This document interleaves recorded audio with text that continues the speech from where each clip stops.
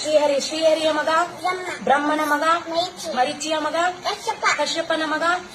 ಸೂರ್ಯನ ಮಗ, ಮನುವಿನ ಮಗ, ಇಕ್ಷ್ವಾಕುವಿನ ಮಗ, ಕುಕ್ಷಿಯ ಮಗ, ಬಾಣನ ಮಗ, ಅನುರಣ್ಯನ ಮಗ,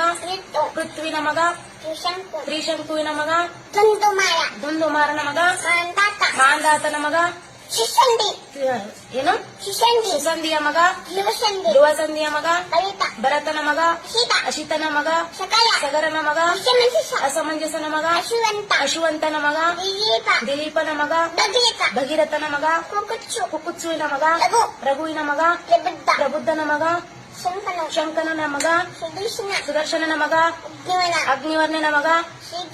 ಶೀಘ್ರವೇದನ ಮಗ, ಮರುವಿನ ಮಗ, ಋಷಿಶಂಕನ ಮಗ, ಅಂಬರೀಷನ ಮಗ,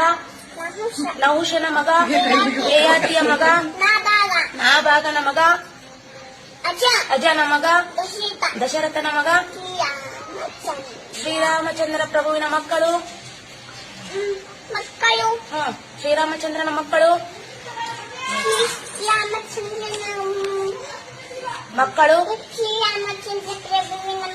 ಶ್ರೀರಾಮಚಂದ್ರ ಪ್ರಭುವಿನ ಮಕ್ಕಳು, ಲವಕುಶರ ತಾಯಿ ಹೆಸರು, ಸೀತಾಮಾತೆ ತಂದೆ ಹೆಸರು.